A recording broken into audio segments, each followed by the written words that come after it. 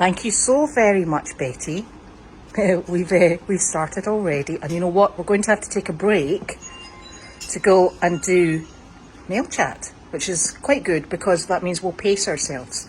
So I think we have roast beef sliders, then we have shrimp pasta with broccoli and Alfredo sauce, wings for a certain somebody who's very fussy about her wings, and then antipasta, and this would be the Caesar salad, then pasta primavera, which is lovely, and the ravioli lasagna, which is delicious, and chicken and rice, and then